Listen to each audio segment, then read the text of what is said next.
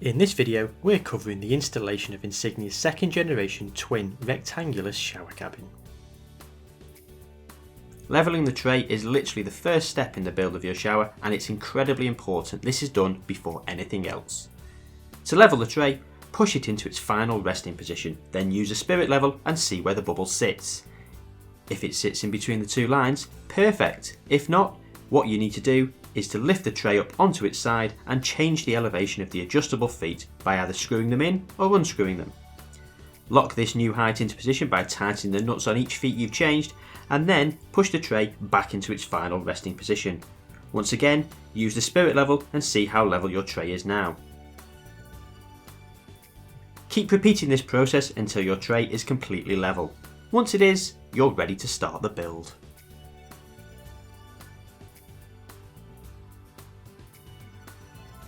If you have a steam shower, use a drill and the drill bit provided to drill out the spigot in the side of the waste. This may have already been done, but it is always best to check.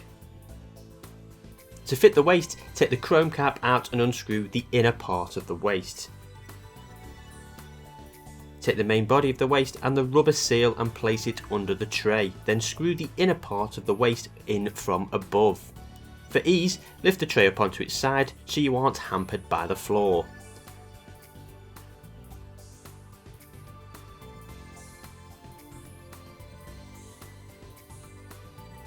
We advise to add plumber's mate around the inside edge of the waste to create a more watertight seal.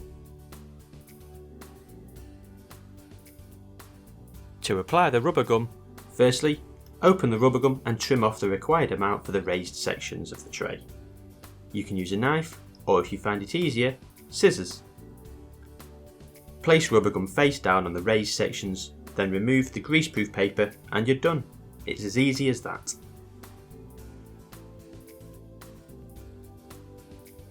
Lift either column into position along with the right hand side panel. For this video, we're using the steam column on this side. Lift into position and slide the steam generator to the right. Now use the nut and bolts to connect the side panel and column together. There are 6 nuts and bolts to connect.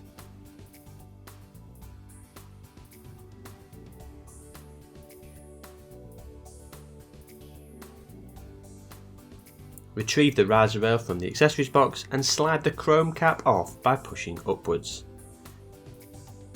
Place the base of the riser rail through the hole in the back panel and secure with a large 15mm nut. Then, get a small nut and bolt and secure the top of the riser rail into position.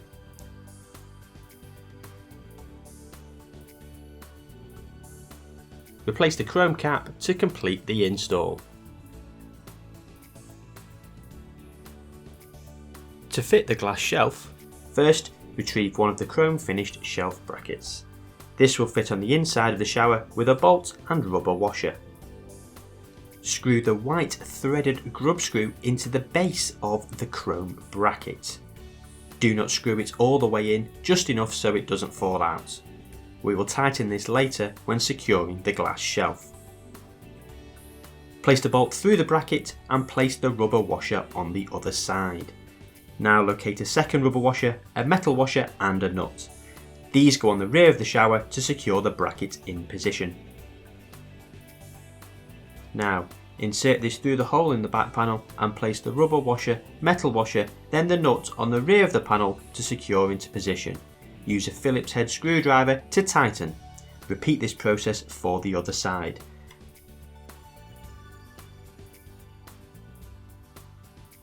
Now with both brackets fitted, slide the glass shelf into the brackets and tighten the white grub screw using a flat-headed screwdriver.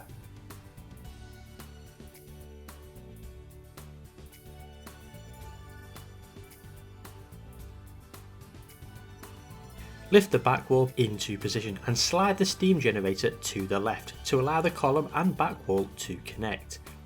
Connect together using 6 nuts and bolts.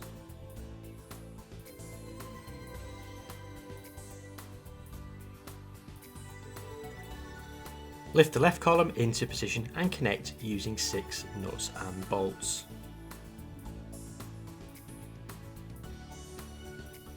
Place the right corner upright onto the framework and push it down so it sits in the tray. Screw into position. Holes and secure in place with 3 screws.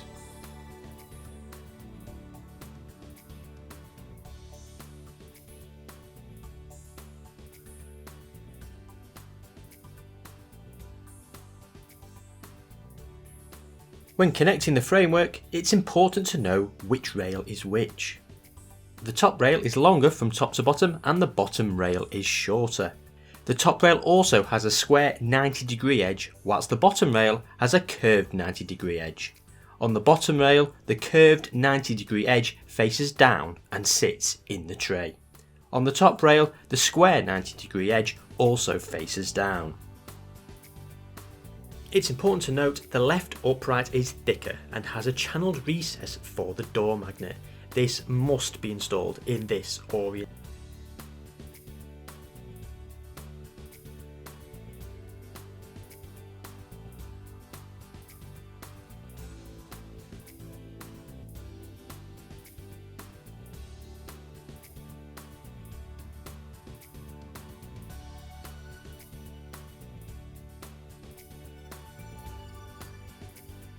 Lift the framework into position and slot it into the right corner upright. Once in position, screw in place with 3 screws.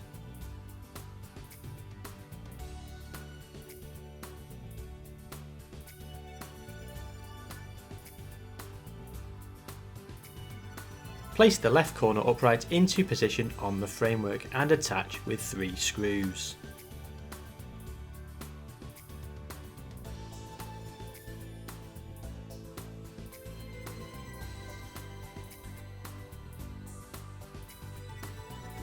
Lift the left side panel, resting it on the back lip of the tray. Slide the elevated panel into the framework and slot the panel down into the tray. Connect the side panel to the column using 6 nuts and bolts, and connect to the framework by drilling 3 holes and using 3 screws.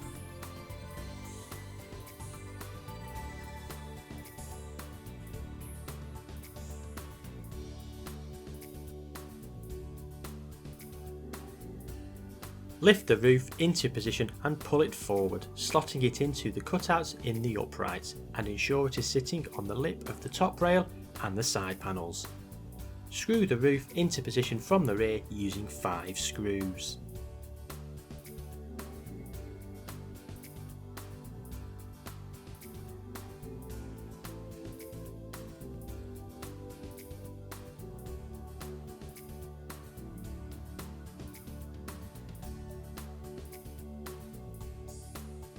To fit the front fixed glass, lift and place onto the inner ridge of the bottom rail and slide into the channel in the upright. Ensure you fit the glass tight into the framework. It's important to have 2 people to do this to ensure the glass is securely in the frame whilst you fix into position. To fix into position, take the thin upright profile and slot it over the glass and secure it by screwing into the top rail and into the bottom rail. Do this for both sides. With the fixed glass rib seals, take the 7mm rib seal and insert between the front fixed glass and the inner upright profile. Insert this on the inside of the shower. You should be able to slot this in tightly with your hands, but if you need assistance, use a flat-headed screwdriver.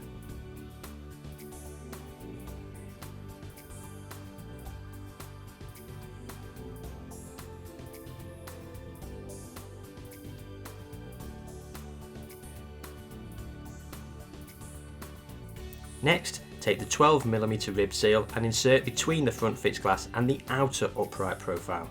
Again, insert this on the inside of the shower and use a flat-headed screwdriver to assist if required. Do this for both front fixed glass panels.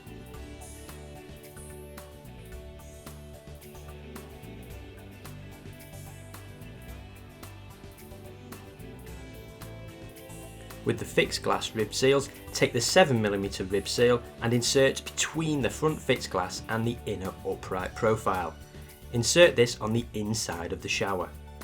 You should be able to slot this in tightly with your hands, but if you need assistance, use a flat-headed screwdriver. Next, take the 12mm rib seal and insert between the front fixed glass and the outer upright profile. Again, insert this on the inside of the shower and use a flat-headed screwdriver to assist if required. Do this for both front fixed glass panels. To fit the doorstops, follow the orientation of the curve of the doorstops as shown. Screw all doorstops into position.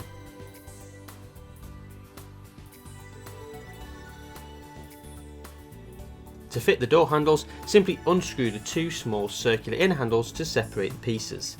This should leave you with the main door handle body, 2 round metal caps for the back of the body, 4 rubber washers, and the threaded circular inner handles. You place a rubber washer on either side of the glass, the metal caps on the main body of the handle, and then screw the inner circular handles to secure the door handle in place. The main handle should fit to the exterior of the door. Do this for both doors.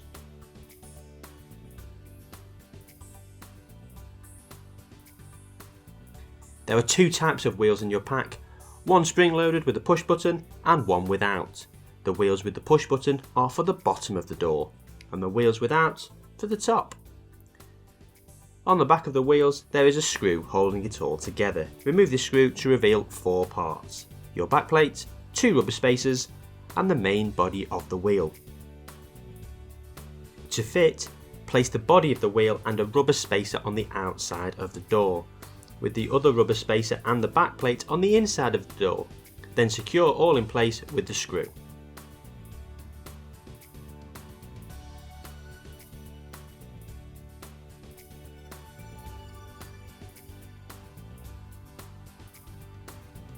To fit the doors, simply feed the top door wheels into the top rail and let the door hang in position. Then, press the push button on the bottom door wheels to pop them into the bottom rail. Do this for both doors and you should have an easy glide operation. If it is not gliding easily, double check all door wheels are in the channels and they have been fitted correctly.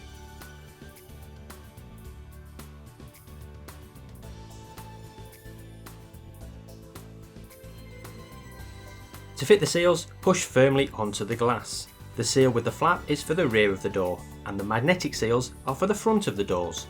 Push the seals onto the glass and shut the doors, ensuring the magnets meet. If they don't, use a Phillips screwdriver on the top door wheels and tighten or loosen to bring the magnets together. The magnets must overlap as shown in order for them to meet. With the water connections, the body jets are connected, but it is very important to check all Jubilee clips are tight as they're only connected for transportation purposes. This is applicable for both columns. On your 3-feed valve, you will have 2 rubber washers, one for the hand shower and one for the Monsoon rain shower.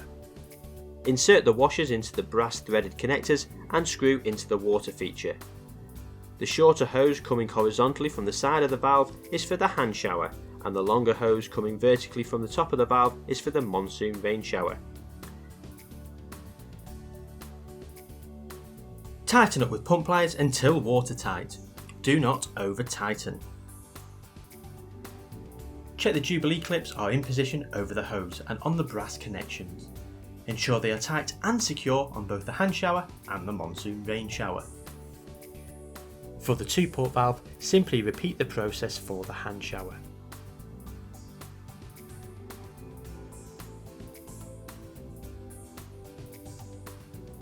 Locate the wires on the roof for the respective outputs and connect together by using the corresponding marking on the wires from the control panel.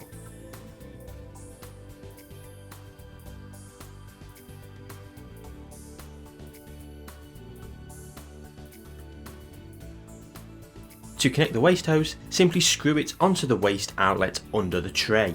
Ensure that the rubber seal sits into the waste before screwing it up.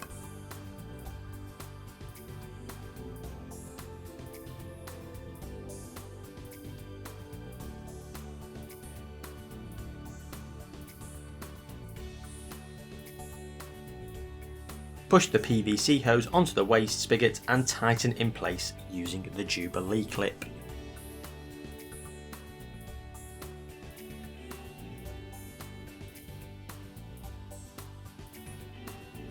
Connect the threaded connector to the underside of the tray. Then connect the 90-degree elbow to the threaded piece behind the column. Position appropriately and connect the PVC hose from the base of the steam generator. If you wish to trim this hose for ease, go ahead, but be careful not to make it too short. Once connected, tighten in place with the Jubilee clip. When it comes to installing the electrics, full electrical bathroom compliance must be used in all situations. In this video, we have just plugged it into an extension lead for demonstration purposes only. If the light on your RCD isn't lit, press the button to reset the power.